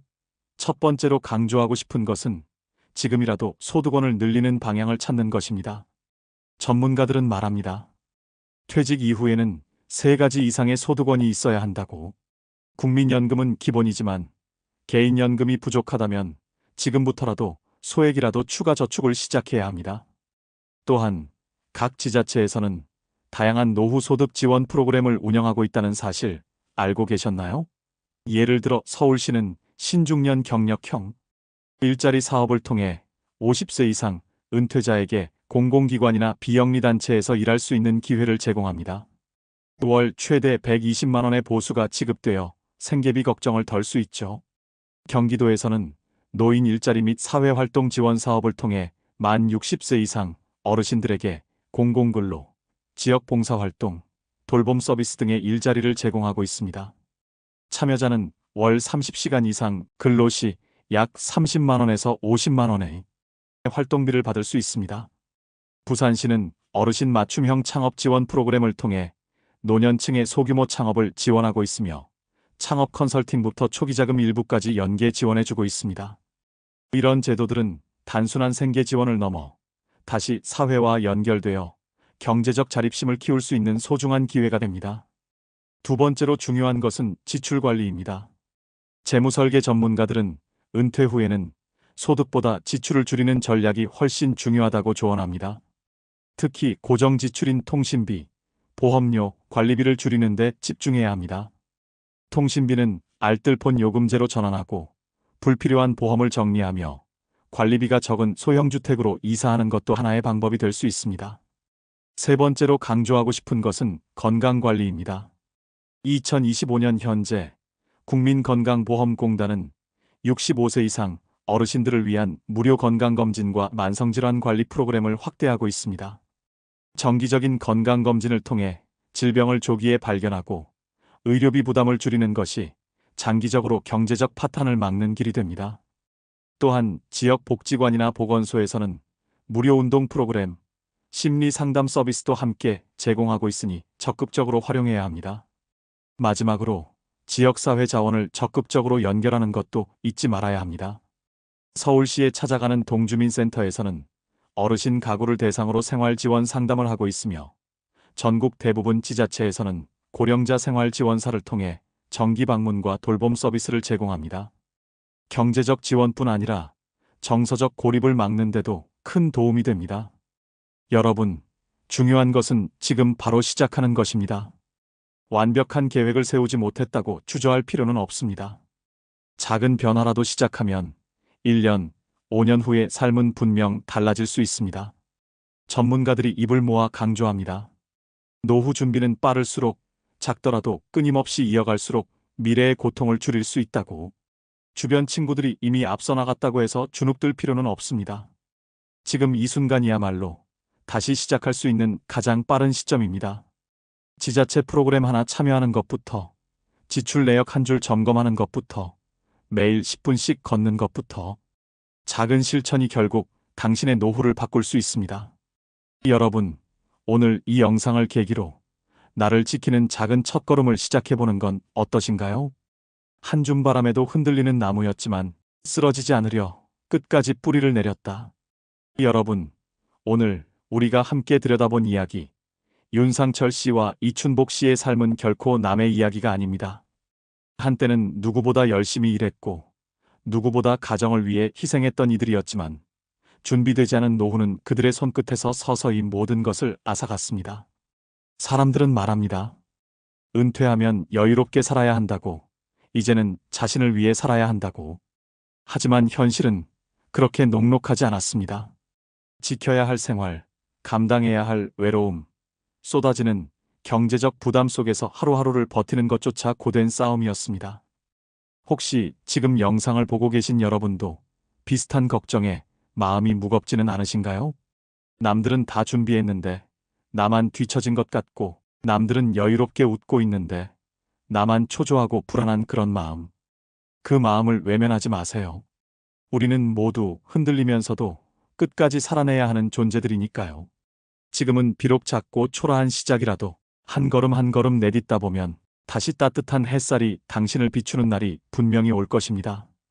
힘들다고, 늦었다고 포기하지 마세요. 당신은 이미 수십 년을 넘어 이 자리까지 온 강한 사람입니다. 이제는 그 강인함을 당신 자신을 위해 써야 할 시간입니다. 조금 늦었어도 괜찮습니다. 지금 이 순간, 지금 이 선택이 당신의 남은 인생을 다시 아름답게 피워낼 것입니다. 우리 함께 다시 시작해요. 당신의 노후는 아직 포기할 수 없는 소중한 꿈입니다. 그리고 그 꿈을 지켜야 할 이유는 바로 당신 자신입니다. 요즘 뉴스에서 본 한 어르신의 인터뷰가 며칠째 마음에서 떠나질 않습니다. 서울 마포에서 한평생 식당을 하시며 누구보다 부지런히 사셨던 68세 김정화 어머님. 그분이 카메라를 보며 이런 말씀을 하시더군요. 통장에 남은 돈이 18,000원이에요. 정말 평생 일만 했는데 내가 왜 이렇게 됐는지 모르겠어요. 그 막막함과 억울함이 화면 너머로 전해져 가슴이 먹먹했습니다. 여러분은 어떠신가요? 이 사연, 혹시 남의 일 같지 않아 덜컥 겁이 나진 않으셨나요? 우리는 노후가 불안한 이유가 그저 돈이 없어서라고만 생각합니다. 하지만 진짜 원인은 다른 데 있었습니다. 바로 우리가 평생 고치지 못한 습관 때문입니다. 남들 시선 때문에 어쩔 수 없이 썼던 돈, 나중에라며 미루는 버릇 때문에 놓쳐버린 것들, 외로운 마음에 헛헛하게 써버린 돈. 어쩌면 우리 스스로가 소중한 노후를 갉아먹고 있었는지도 모릅니다. 하지만 아직 늦지 않았습니다. 이미 많은 분들이 이 5가지 습관을 바꾸며 잃어버렸던 인생을 되찾고 계십니다. 그 억울한 사연 속에 숨겨진 해답을 지금부터 말씀드릴 테니 제발 끝까지 귀 기울여 주십시오. 서울 구로구의 오래된 아파트. 그 좁은 거실 한켠에 낡은 다이어리 한 권이 놓여 있다. 겉표지는 해지고 가장자리는 커피 자국으로 얼룩져 있었다. 그 다이어리는 박정수 씨가 30년 동안 써 온 삶의 기록이었다. 그는 한때 중소기업 관리부 부장이었다. 직원 80명 남짓한 작은 공장이었지만 회사에서는 정 부장 없으면 안 돌아간다는 말이 나올 정도로 신임이 두터웠다. 새벽 6시에 출근해 밤 10시에 퇴근하던 시절 다이어리엔 늘 일정이 빼곡했다. 납품일 14일, 월말 결산, 직원 회식. 그의 인생은 늘 회사와 함께였다. 퇴직식 날, 동료들이 작은 꽃다발을 건넸다.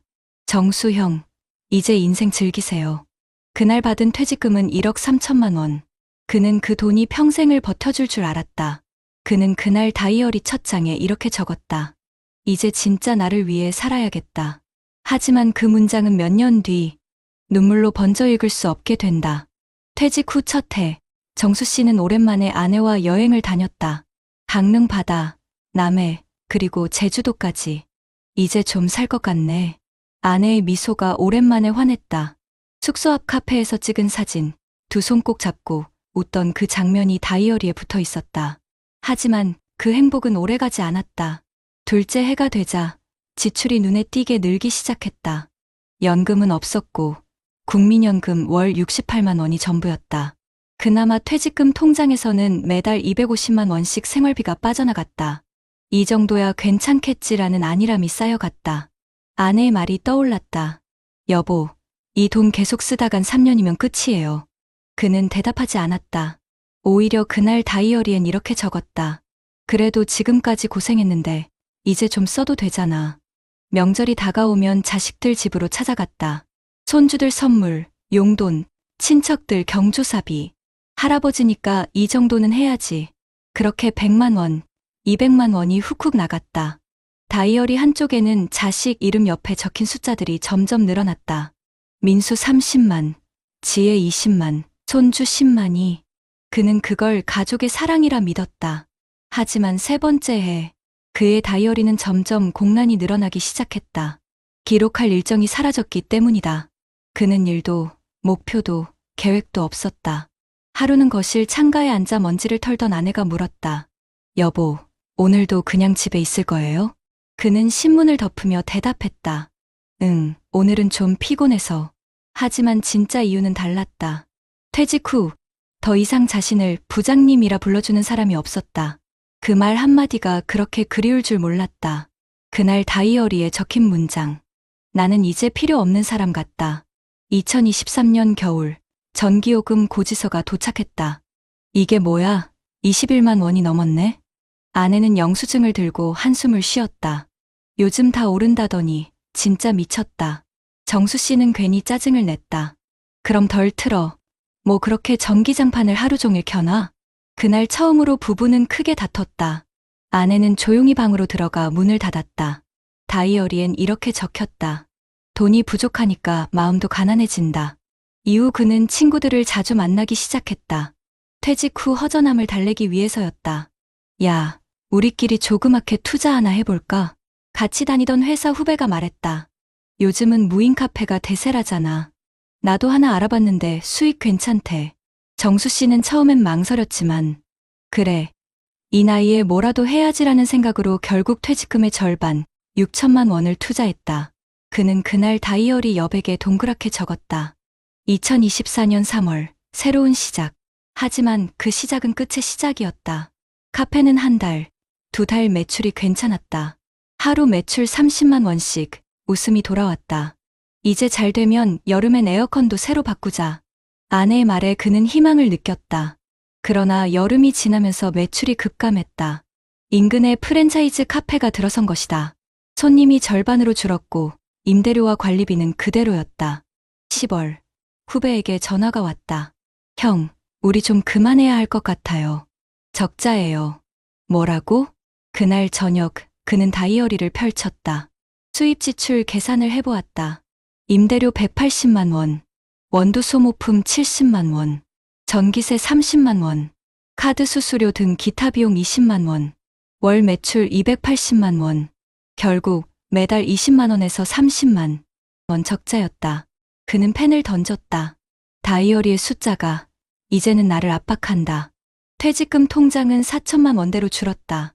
그 사이 국민연금도 생활비로 사라졌고 아내의 저축도 이미 고갈됐다. 하루는 아내가 조심스레 물었다. 여보, 우리 이사 가는 게 어때요? 관리비라도 줄여야지. 그는 단호하게 말했다. 그건 안 돼. 이 집은 내 자존심이야. 하지만 그날 밤 아내 몰래 다이어리를 덮으며 혼잣말을 했다. 자존심으로 전기요금 낼 수 있을까? 2025년 봄 다이어리 표지는 더 낡아 있었다. 그의 손때로 가장자리는 번들거렸고 마지막 페이지에는 삐뚤빼뚤한 글씨가 남아 있었다. 이젠 내 인생에 계획표가 없다. 그날 아침 우편함에 전기요금과 건강보험료 고지서가 함께 들어 있었다. 합계 34만 원. 그는 한참을 우편 봉투를 바라보다 조용히 웃었다. 그리고 낡은 다이어리 첫 장을 다시 펼쳤다. 이제 진짜 나를 위해 살아야겠다. 그 문장 위에 그는 작은 글씨로 덧붙였다. 그런데 나는 아직 나를 모른다. 그의 이야기는 아직 끝나지 않았다. 그리고 이 낡은 다이어리 속엔 그의 마지막 희망이 남아 있었다. 그날 새벽 3시 박정수 씨는 잠에서 깼다. 눈을 뜨자마자 낡은 다이어리가 눈에 들어왔다. 책상 위에는 전기요금 고지서와 신용카드 청구서가 흩어져 있었다. 이번 달은 진짜 감당이 안 되겠네. 그는 한숨을 내쉬며 낡은 다이어리를 펼쳤다. 거기엔 이런 문장이 적혀 있었다. 돈은 쓰는 게 아니라 흘러간다. 흘러간 건 다시 돌아오지 않는다. 몇 년 전 그가 스스로 적은 글이었다. 하지만 정작 자신은 그 말을 지키지 못했다. 다이어리의 뒤쪽 몇 장은 비어 있었고 그는 그 빈 페이지를 멍하니 바라보다 펜을 들었다. 내가 왜 이렇게 됐을까? 내 인생에 어디서부터 잘못된 걸까? 그는 잠시 생각하다 펜촉을 눌렀었다. 습관이었다. 남의 눈 체면, 그리고 나중에 눈물이 뚝 떨어져 잉크가 번졌다. 그 순간 문득 떠올랐다. 퇴직 직후 친구들과 나누던 대화들. 야, 이 정도 퇴직금이면 평생 걱정 없지 않냐? 그래도 부장님은 다 계획이 있잖아요. 그때는 자신이 성공한 인생이라 믿었다. 하지만 그건 착각이었다. 며칠 뒤 아내가 병원에 갔다 오며 말했다. 여보, 나 콜레스테롤이 높대. 약을 먹어야 한대. 그 말에 정수 씨는 멍하니 아내를 바라봤다. 결혼 40년, 늘 자신보다 가족을 먼저 챙기던 아내. 당신은 한 번이라도 나한테 고맙다고 한 적 있어요? 그 질문에 그는 아무 말도 하지 못했다. 그날 밤, 거실 조명 아래서 그는 다시 다이어리를 펼쳤다. 그는 5장의 빈 페이지를 꺼내어 나누었다. 각 페이지 맨 위에는 이렇게 제목을 썼다. 체면, 미루기, 감정, 의존, 작은 돈, 그리고 그 밑에 그동안 자신이 했던 행동을 적기 시작했다. 명절 때마다 자식들에게 잘 보이려고 선물 경쟁을 했다. 건강검진은 늘 나중에로 미뤘다. 외로워서 술을 마셨고 기분이 좋아도 마셨다. 힘들면 자식에게 전화해서 하소연했다. 커피 한 잔, 택시 한 번이 별거 아니라며 돈을 흘려보냈다. 그는 적으며 깨달았다. 그동안 돈이 부족한 게 아니라 습관이 문제였다는 걸. 다이어리의 마지막 페이지에 그는 조심스럽게 한 줄을 썼다. 이제부터라도 나를 훈련시켜야 한다. 다음 날 아침, 정수 씨는 오랜만에 지하철을 탔다. 그는 버릇처럼 택시를 잡으려다 멈춰 섰다. 이제 작은 돈부터 아껴야지. 그는 서울시 복지센터로 향했다. 무료 건강 프로그램, 60세 이상 대상 운동교실이 있었다. 거기서 처음 만난 사람들에게 인사를 건넸다. 안녕하세요. 저 박정수라고 합니다. 서툰 미소였지만 누군가가 그 미소에 화답해주는 게 오랜만이었다. 그날 밤 다이어리엔 이렇게 적혔다. 택시비 9,000원 절약, 건강검진 예약 완료, 나를 위한 첫 투자. 며칠 뒤 그는 작은 일거리를 알아봤다. 동네 마트에서 재고 정리 보조, 하루 5시간 근무, 일당 5만 원. 처음엔 부끄러웠다. 내가 이 나이에 이런 일까지 해야 하나. 하지만 일주일 뒤 그는 일기장에 이렇게 썼다. 오늘 번 돈으로 아내랑 김밥 사 먹었다. 이상하게 행복하다. 시간은 천천히 흘렀다. 다이어리엔 하루하루 작은 메모들이 쌓였다. 커피 대신 집에서 믹스커피, 택시 대신 30분 걸음, 주말엔 경로당 봉사 신청, 월 저축액 5만 원에서 10만 원으로 1년이 지나자 통장에는 320만 원이 모였다. 그가 적었던 5개의 습관은 이제 5개의 실천으로 바뀌었다. 체면 대신 진심 자식에게 선물 대신 편지를 보냈다. 미루기 대신 실천 건강검진과 운동을 매주 했다. 감정 대신 행동 외로울 때마다 사람을 도왔다. 의존 대신 자립 자식에게 이젠 괜찮다고 말했다. 작은 돈에 힘 매달 10만 원씩 저축을 계속했다. 아내가 말했다. 여보, 요즘은 표정이 달라졌어요. 그는 조용히 웃으며 대답했다. 이제야 좀 사람답게 사는 것 같아. 2025년 가을. 그는 다시 낡은 다이어리를 펼쳤다. 이제 표지는 더 낡았지만 안쪽엔 새 글씨가 가득했다. 맨 마지막 페이지에는 이런 문장이 적혀 있었다. 나는 내 인생을 늦게 배웠지만 늦게 배웠다는 건 아직 기회가 있다는 뜻이다. 그날 오후 큰아들이 찾아왔다. 아버지, 이번에 회사에서 구조조정이 있어서요. 집도 정리해야 할지도 몰라요. 정수 씨는 아들의 눈을 바라보며 조용히 말했다. 괜찮다, 아들아. 아버지 세대도 다 겪었던 일이야. 너무 미안해하지 말고 내 삶 지켜라. 그는 다이어리 한 장을 찢어 아들에게 건넸다. 돈보다 중요한 건 습관이야. 오늘 바꾸면 내일이 달라진다. 아들은 고개를 숙였다. 그리고 돌아서는 순간 아버지의 낡은 다이어리 위에 햇살이 비쳤다. 책상 위 다이어리의 표지가 바람에 살짝 들려 있었다. 거기엔 3개의 단어가 적혀 있었다. 오늘 시작나. 그날 밤 박정수 씨는 마지막으로 다이어리를 덮으며 중얼거렸다. 그래, 오늘도 하루를 버텼다. 아니, 오늘 하루를 살았다. 그는 여전히 평범한 노년을 살고 있었다. 하지만 더 이상 불행한 노인은 아니었다. 그의 낡은 다이어리는 이제 돈의 기록이 아니라 삶의 교과서가 되어 있었다. 여러분, 박정수 씨의 이야기는 누군가의 이야기이자 어쩌면 우리의 이야기입니다. 돈이 인생을 무너뜨리는 게 아니라 습관이 인생을 갉아먹습니다. 그리고 지금 이 순간 그 습관을 바꾸려는 마음 하나가 새로운 인생의 시작이 됩니다. 여러분 어떠시나요? 위의 사례는 정말 비참하고 서글픈 인생 아닌가요? 하지만 지금부터 소개해드리는 이야기는 정반대의 선택으로 행복한 노후를 보내고 있는 한 남자의 이야기입니다. 경기도 남양주시의 한 아파트. 아침 6시, 70세 이도현 씨는 여전히 알람 소리에 눈을 뜬다. 습관처럼 식탁 위에 놓인 다이어리와 통장을 함께 펼친다. 다이어리엔 날짜별로 꼼꼼히 적힌 기록이 있다. 건강검진, 예약 경로당, 봉사, 연금입, 금일, 손주 생일. 글씨는 단정하고 문장 끝마다 작은 점이 찍혀 있었다. 그 점처럼 그의 인생에는 늘 멈춤이 있었다. 멈추고 생각하고 선택하던 습관 말이다. 이도현 씨는 시청 세무과 공무원으로 33년을 근무했다. 젊었을 땐 늘 빠듯했다. 아이 둘의 학원비, 전세금, 부모님 병원비까지 감당해야 했다. 하지만 그럴수록 그는 버는 것보다 쓰는 습관을 먼저 다잡았다. 월급날마다 가계부를 열고 이건 다음 달 적금, 이건 생활비, 이건 예비비. 그리고 마지막 장엔 늘 한 문장을 적었다. 오늘 쓴 1만 원이 내일의 평안을 결정한다. 퇴직 후 그가 받는 연금은 월 232만 원. 크지 않지만 그에겐 충분했다. 그의 통장은 지출보다 계획으로 가득 차 있었다. 하지만 이도현 씨에게도 위기는 있었다. 퇴직 직후 친구들이 연락을 해왔다. 야, 너도 이제 편하게 살자. 요즘 부동산 안 하면 손해야. 나는 분양상가 하나 샀어. 월세 들어오니까 여유 생기더라. 은행에 넣어봤자 이자 얼마냐. 요즘은 ETF도 다 한다니까. 그는 처음엔 귀를 막았다. 그러다 어느 날 오랜 친구 최 부장이 직접 찾아왔다. 도현아, 너는 너무 보수적이야.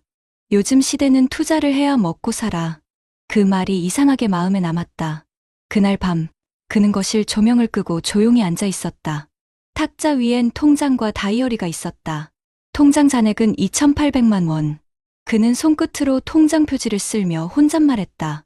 내가 이 돈을 어디에 쓰느냐가 내 마지막 인생을 정하겠지. 다음 날 그는 부동산 사무실 대신 시청 근처 은행으로 향했다. 그리고 2시간을 상담했다. 안정적인 연금저축 상품이 있을까요? 지금은 확정형 상품이 거의 없지만 정기적금 ISA를 병행하시면 안정적이에요. 그는 그대로 실행했다. 매달 연금 중 30만 원을 저축 통장에 20만 원을 ISA 계좌로 옮겼다. 친구들은 그를 비웃었다. 에이, 그런 걸로 언제 돈 모으냐? 요즘은 다 투자야. 내가 너무 옛날 사람이야. 그는 웃으며 말했다. 그래도 나는 내 잠을 팔 순 없잖아. 2023년 대한민국 물가가 폭등했다. 전기요금, 식료품, 교통비, 모든 게 올랐다. 뉴스에서는 고령층 빈곤율 40% 돌파라는 자막이 하루가 멀다 하고 흘러나왔다. 이도현 씨의 연금으로는 생활이 빠듯해졌다. 아내는 말했다.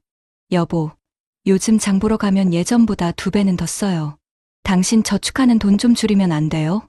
그는 잠시 생각하더니 다이어리에 적었다. 불편함은 잠깐, 습관은 평생. 그날부터 그는 가정의 모든 지출을 필수 보류 불필요 3가지로 나눴다. 식비는 유지, 문화비는 보류, 외식은 불필요. 대신 아내와 매주 무료 문화센터 프로그램을 함께 들었다. 노래교실, 스마트폰 활용 교육, 자원봉사 활동. 그는 말없이 미소를 지었다. 돈이 아니어도 행복은 유지할 수 있구나. 2024년 여름, 딸에게서 전화가 왔다. 아빠, 우리 이번에 전세 올려야 하는데 보증금 좀 도와주실 수 있을까요? 그는 잠시 말이 막혔다. 딸의 목소리는 간절했고 사위의 한숨이 전화기 너머로 들렸다.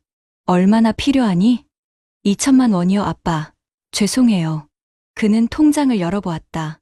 예금엔 정확히 2천만 원이 있었다. 그 돈은 응급 의료비 플러스 노후 예비비로 적어둔 금액이었다.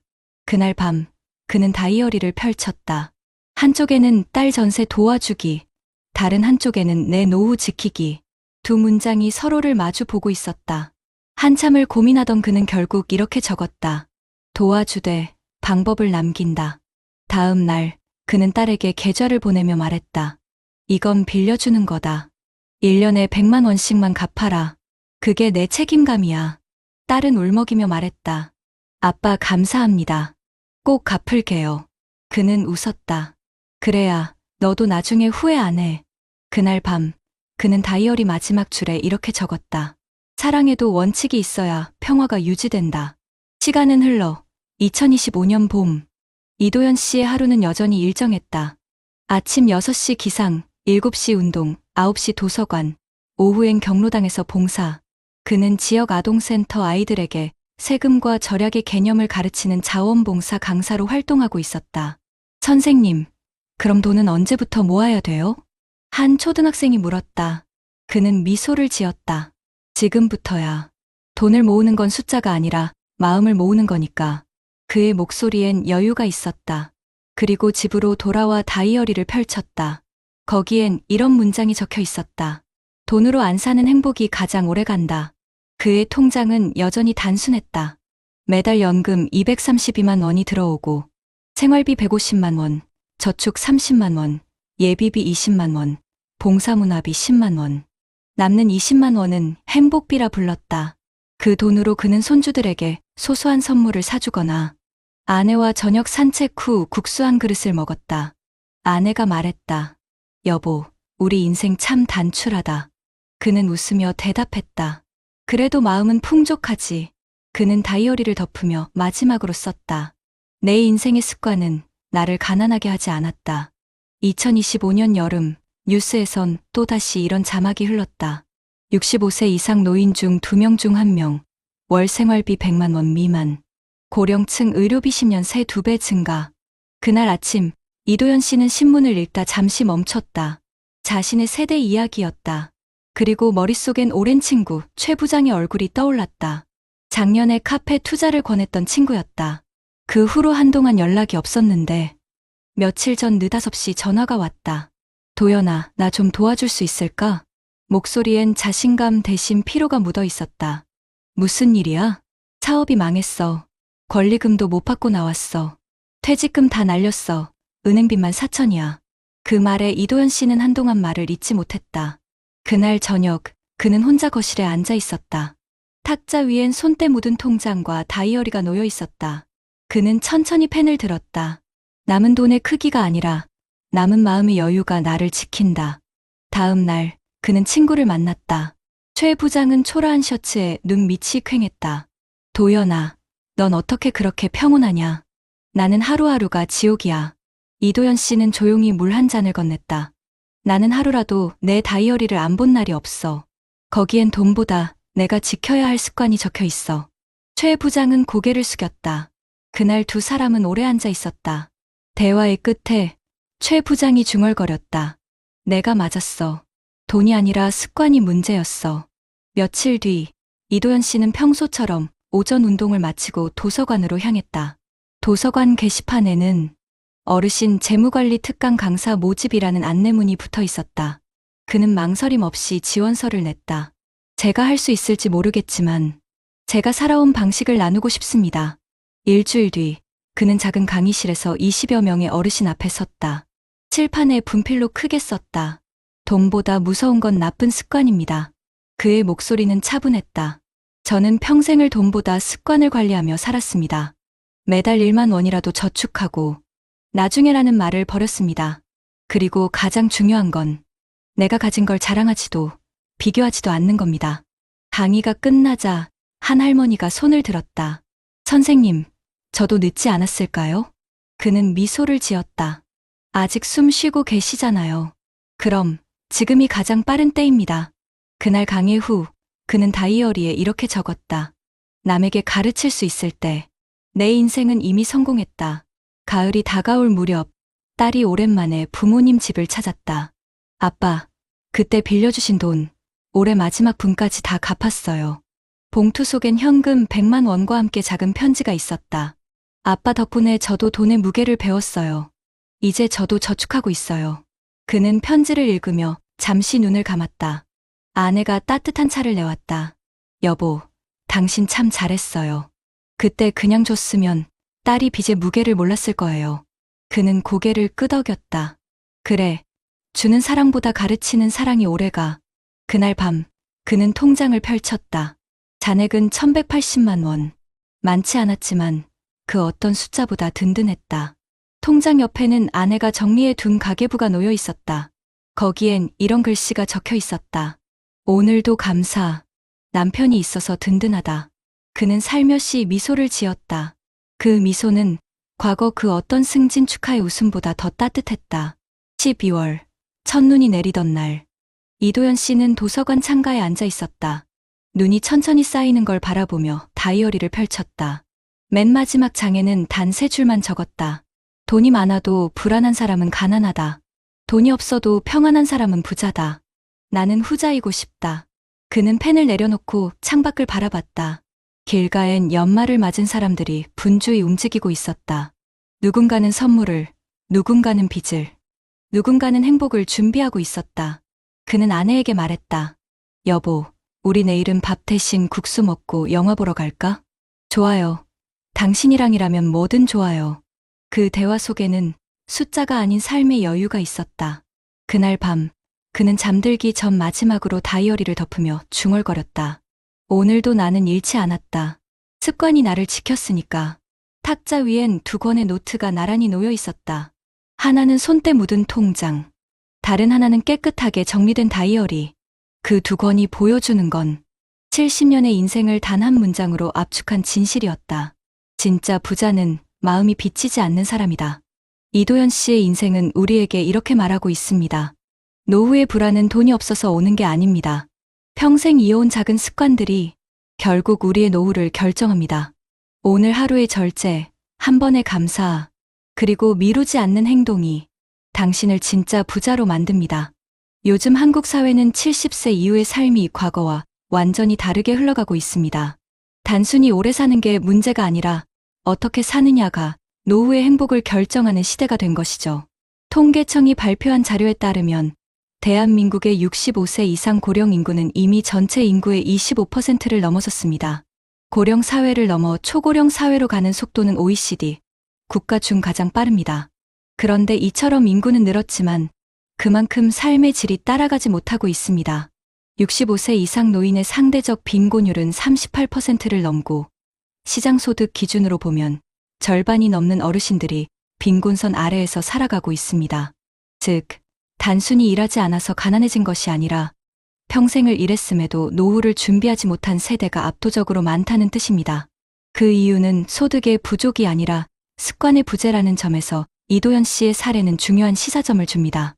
실제로 한국보건사회연구원의 조사에 따르면 노후 빈곤에 영향을 미치는 요인은 단순히 직업이나 소득보다 저축 습관과 소비 패턴, 그리고 재정관리 능력이 훨씬 크다고 합니다.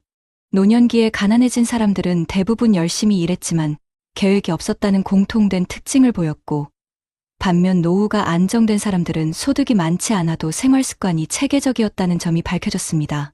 연구에 따르면 매달 일정 금액을 저축하거나 가계부를 쓰는 사람의 노후 자산은 그렇지 않은 사람보다 평균 2배 이상 많았으며, 이는 단순히 돈을 모았기 때문이 아니라 소비의 흐름을 조절할 줄 아는 습관이 형성되었기 때문이라고 분석합니다. 이처럼 작은 습관의 차이가 평생의 결과를 뒤바꾸는 이유는 복리의 원리 때문입니다. 금융 전문가들은 종종 복리는 돈보다 습관의 문제라고 말합니다. 실제로 30년 동안 매달 10만 원씩 꾸준히 적립하면 45천만 원의 자산이 형성되지만 불규칙하게 모으거나 중간에 포기하면 절반 이하로 줄어듭니다. 한국금융연구원의 조사에서도 50대와 60대의 60%가 저축을 중간에 멈췄다고 답했으며, 그 이유로 당장의 소비 압박, 자녀 지원, 명절 경조사 비용 등을 꼽았습니다. 즉, 체면 소비와 즉흥적 지출이 결국 평생 쌓은 돈을 갉아먹는 구조였던 것이죠. 특히 나중에 병이라고 불리는 미루는 습관이 노후 빈곤의 가장 큰 원인으로 꼽힙니다. 한국은행 경제연구원의 자료에 따르면 50대 가구의 70% 이상이 퇴직 후 노후 준비를 나중에 하겠다고 답했으며, 이들 중 실제로 10년 후에도 준비를 시작하지 못한 비율이 절반이 넘는 것으로 조사되었습니다. 반면 이도연 씨처럼 50대 초반부터 적은 금액이라도 저축을 꾸준히 유지한 사람들은 평균 자산 유지율이 1.8배 높았고, 의료비 부담 또한 상대적으로 낮았습니다. 꾸준한 운동, 정기적인 검진, 계획적인 소비 습관이 복합적으로 작용했기 때문입니다. 또한 2025년 기준으로 국민연금 수급액은 월 평균 약 66만 원 수준에 불과합니다.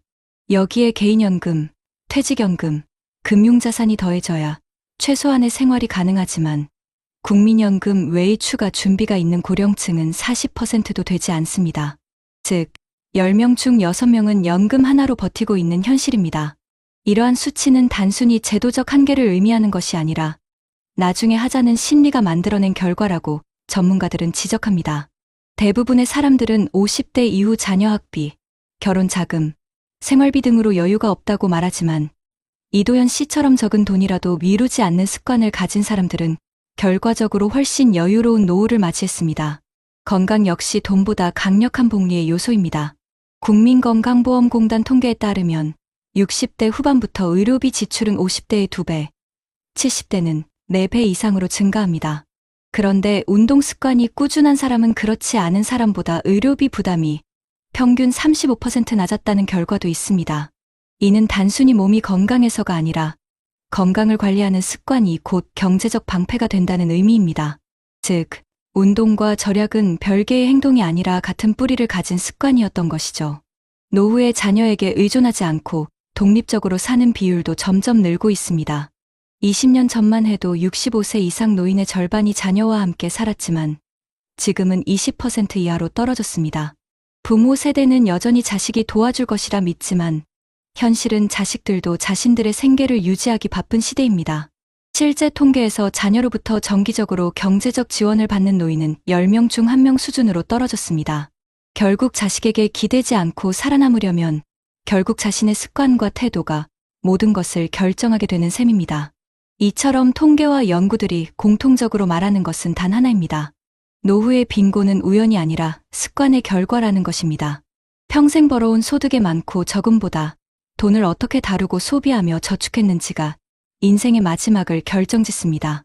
체면을 위해 쓴 돈, 나중에 하자고 미룬 선택, 외로움을 달래기 위해 흘려보낸 시간들 이런 것들이 모여 결국 통장의 잔고와 마음의 여유를 바꿉니다. 반대로 이도현 씨처럼 단단한 습관을 지켜온 사람은 작은 연금에도 불안하지 않습니다. 그는 매일 같은 시간에 일어나 운동하고 가계부를 쓰고 자신에게 필요한 만큼만 소비합니다. 그의 통장은 크지 않지만 계획이 있습니다. 그리고 그 계획이 그를 지키고 있습니다. 이 모든 통계는 결국 한 가지 사실을 증명합니다. 늦었다고 생각할 때가 가장 빠른 때이며 지금의 작은 습관 하나가 10년 뒤 당신의 인생을 완전히 바꿀 수 있다는 것입니다. 돈이 부족한 세상이 아니라 습관이 부족한 시대에 살고 있는 지금. 이도현 씨 같은 사람들의 삶이야말로 우리에게 진짜 부자의 정의를 다시 묻고 있습니다. 여러분, 지금부터는 앞서 살펴본 문제의식을 토대로 해결책을 이야기해보겠습니다. 특히 우리나라 정부와 각 지자체가 실제로 시행하고 있는 정책들을 중심으로 그리고 해외에서 유사한 문제를 해결하기 위해 도입한 제도들도 함께 살펴보면서 우리 세대가 지금 바로 시행할 수 있는 조치들을 자연스럽게 유튜브 형식으로 한 문단에 정리해보겠습니다. 먼저 대한민국 내에서도 우리 세대, 특히 50대, 60대가 놓치기 쉬운 노후 준비의 빈틈을 메우기 위한 정책들이 계속 확대되고 있습니다. 예컨대 보건복지부는 제3차 노인 일자리 및 사회활동 지원 발표하여 2027년까지 노인 인구의 약 10% 수준에 해당하는 일자리를 제공하는 것을 목표로 삼고 있습니다. 사회서비스형 민간형 일자리를 전체의 40% 이상으로 확대해 나가겠다는 방향이 담겨 있습니다. 이러한 정책은 단순히 노인들이 일을 하는 것 이상으로 소득이 있는 활동, 사회참여, 기회를 제공하겠다는 의미입니다. 나아가 지자체 단위에서도 2024년 고령층을 위해서 소득 보장, 돌봄 서비스, 생활환경 개선, 여가 취미활동 지원 등 4개 분야 43개 중점 과제를 추진하고 있다는 언론 보도도 있었습니다. 이러한 정책들은 앞서 우리가 본 체면 소비, 나중에로 미루는 습관, 감정 소비, 자식 의존, 작은 돈 무시 같은 습관이 실제로 노후 파산으로 이어지는 구조를 전환하려는 국가적 시도라고 할 수 있습니다. 정부의 기초연금 노인 일자리 사회활동 지원제도 또한 빈곤 개선에 효과가 크다는 분석도 나왔습니다. 다시 말해 소득 자체가 많아야만 노후가 안락하다는 고정관념을 넘어 소득활동의 지속성, 사회참여, 의미 있는 일상이라는 맥락까지 바꾸려는 움직임이 우리에게 직접 작용하고 있는 것입니다. 그렇다면 이 정책들이 여러분 같은 50대, 60대에게 던지는 메시지는 무엇일까요? 첫째, 아직 늦지 않았다는 사실입니다. 정부가 노인 일자리 확대를 강조하고 있다는 것은 노후에 멈추는 삶이 아니라 노후에도 참여하고 움직이는 삶이 가능하다는 뜻입니다. 둘째, 사회 참여가 단순히 시간 보내는 활동이 아니라 수입, 자존감, 건강 모두에 연결된다는 점입니다. 일자리가 주는 건 단지 월급이 아니라 나는 쓸모 있다는 느낌과 관계입니다. 셋째, 지자체 프로그램을 활용하는 것이 중요합니다. 예컨대 각 시군구에서 운영하는 무료 문화센터, 경로당 활동, 가계부 쓰기, 저축습관 지원 등은 아주 작은 돈으로 큰 변화를 만들 수 있는 습관, 전환의 터닝포인트가 될 수 있습니다. 따라서 여러분께 권하고 싶은 실질적인 조언은 다음과 같습니다. 거창한 투자나 대형 자산보다는 지금 당장 월 저축액을 정하고 가계부를 쓰세요. 주변 지자체나 복지센터에 문의해서 참여 가능한 노인 일자리나 무료 강좌를 찾으세요. 자식에게 의존하거나 나중에로 미루는 대신 지금부터라도 건강검진운동 사회 참여 루틴을 만드세요. 이렇게 작은 행동들이 모이면 앞서 사례에서 보여준 습관이 삶을 바꾼다는 진실이 여러분에게도 적용됩니다. 해외 사례에서도 우리와 매우 유사한 고령사회 문제를 겪으며 일부 유의미한 대응을 하고 있습니다. 예컨대 유럽의 여러 국가들을 비교한 연구에서는 노인 빈곤 해결에서 가장 큰 역할을 한 것은 연금, 보장성과 고령자의 고용 연계였다는 분석이 있습니다. 한 연구는 서구 여러 나라에서 기초연금 성격의 제도와 일자리 관련 정책이 노인 빈곤율을 낮추는 주요 변수였음을 확인했습니다. 이처럼 해외에서는 단지 노인이 쉬도록 남기는 것이 아니라 노인이 계속 활동하도록 설계된 제도들이 노후 빈곤 탈출의 열쇠로 작용하고 있습니다. 그러므로 우리는 우리 사회의 제도를 단지 받기만 하는 수동적 존재가 아니라 제도를 활용하고 자신에게 맞는 루틴을 설계하는 능동적 주체가 되어야 합니다. 종합하자면 지금 대한민국에서 노후의 빈곤을 막기 위해 가장 현실적인 길은 제도와 습관의 결합입니다. 정부와 지자체의 일자리 확대, 돌봄여가 프로그램, 연금 보완 정책 등이 제공되고 있는 지금, 나머지는 내가 그 기회를 어떻게 활용하느냐의 문제입니다.